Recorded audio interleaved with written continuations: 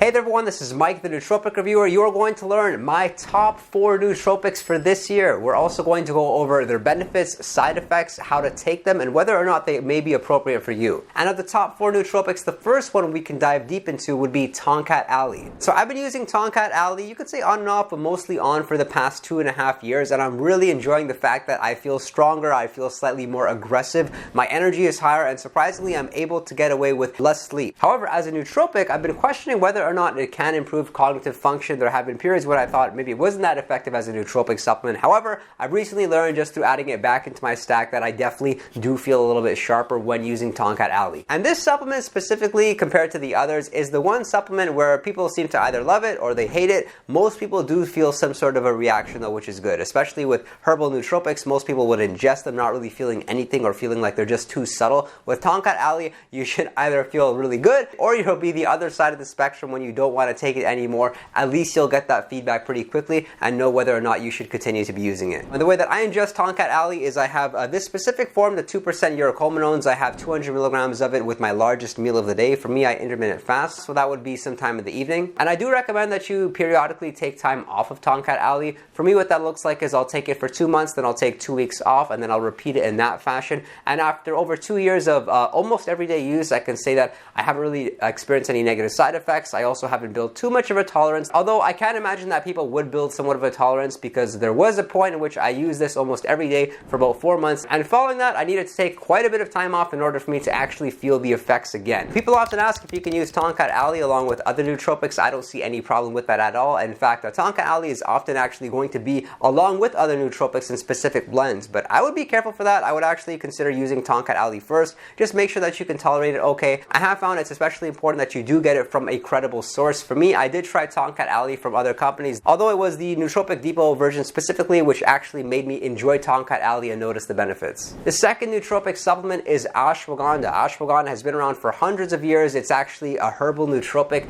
found in Southeast Asia, found in Africa, found in India, and what's most commonly used for is for fighting stress, fighting fatigue, and also fighting anxiety. I think that's the best benefit with ashwagandha, is that it really does help to reduce levels of anxiety, and ashwagandha is really responsible for me maintaining a good level of calmness because of the fact that life can be stressful at times. Of course, bad things happen, good things happen, but you're kind of able to just be a little bit more like emotionally stable. And it's a herbal nootropic known as an adaptogen. Adaptogen meaning that it's a supplement that could help fight off stress or help you to have a capacity to tolerate more stress than you typically can. And what that looks like on a practical level is after ingesting ashwagandha, even for a couple of days for myself, what I had noticed was that I felt far less anxiety, far less stress. I noticed that I had even like a better relationship with stress because I felt a bit more calm. Though I haven't always thought ashwagandha was really that great or would consider it to be even in my top 10 nootropics, but what I have learned is that there's no nootropic which really compares to ashwagandha when it comes to actually decreasing levels of anxiety, decreasing levels of stress without having like stimulating properties. I like that with ashwagandha. It's a pretty consistent feeling. For me, again, keep in mind I'm sensitive to nootropics.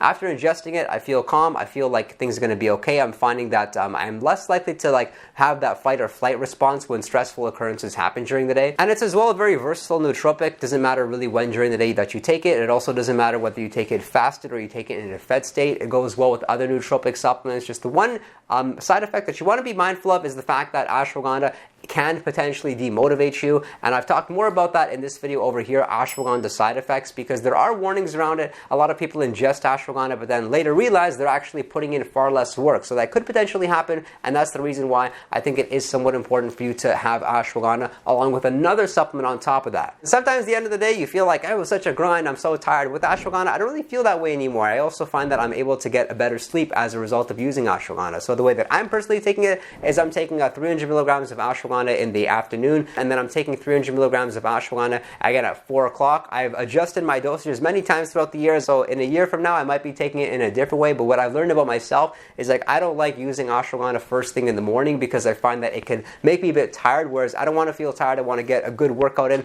but I do like the fact that when I use ashwagandha around noon or around the late afternoon, I'm able to fight off fatigue and still continue being productive. And there's different forms of ashwagandha as well. I've talked about in this video over here. One form I particularly like is the ashwagandha ashwagandha form called Shodan. Shodan has a lot of research backing just how effective it is when it comes to improving your sleep quality. The next nootropic supplement is alpha-GPC. This is a form of choline, choline being a very important nutrient that's already found in the body. Although research shows that when you supplement with additional choline, everything works better as far as executive function, hand-eye coordination, better thinking, better planning skills, better memory. And so if you consider yourself somebody that has very taxing demands on them cognitively, then I think alpha-GPC or a different form of choline could be a good fit for you. And so just like a vehicle, as we use it, we need to refuel it with gas. That's the same way I feel like the brain works. As we go about our day, we need to refuel our choline stores and we need to replenish those, and that's where alpha-GPC really comes in handy. It kind of feels like you're filling up your batteries. The most common way you may be getting choline through your diet would be through egg yolk specifically. However, when you cook the egg yolk, you're losing over 2/3 of the choline content. So for that reason, I think choline supplementation is key.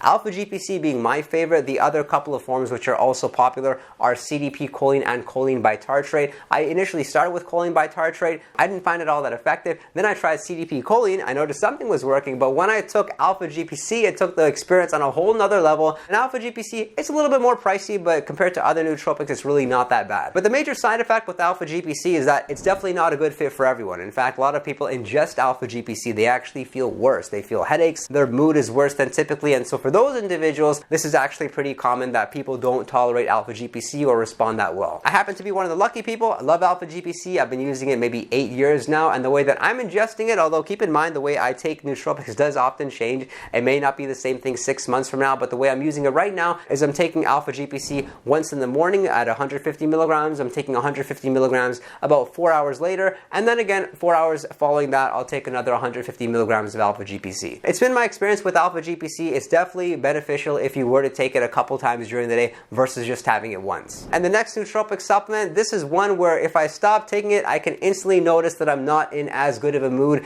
That would be lion's mane mushroom. This is the 8-to-1 dual extract from Nootropics Depot. Lion's mane mushroom is by far my favorite mushroom supplement. I noticed something working. I noticed that I'm in a better mood. I noticed that I don't feel as nervous or as anxious as typically. I'm less attached to particular instances or situations. Let's say at work, if a client chooses to go with a competitor instead of me, I'm not upset like I typically am. Rather, I'm learning from that experience. I'm inquisitive about it and asking myself the right questions for me to move forward. So you find like with lion's mane, you're really able to take a long-term approach on pretty much everything. And it's super interesting. Like if you were to look at yourself and ask yourself, like, how would I be behaving if I was a little bit smarter? That's kind of how you feel when you ingest lion's mane. You just feel sharper. You start having interest in things that you typically didn't find interest in. You're more curious about situations, things, people. I suddenly found myself more likely to conversate with others and ask them questions about themselves as a learning experience after I started using lion's mane. And I really enjoy the fact you get all these benefits without the side effects. So I'm somebody that doesn't get any negative side effects with lion's mane. Some common ones you may hear about are demotivation. It's not that common. Some people feel a little bit more tired, and that's because lion's mane, it can be a little bit calming. I don't find it to be like a stimulating nootropic at all. And it's important you understand the difference between the different extracts out there. You're going to find a lion's mane 1-to-1 extract, and the 1-to-1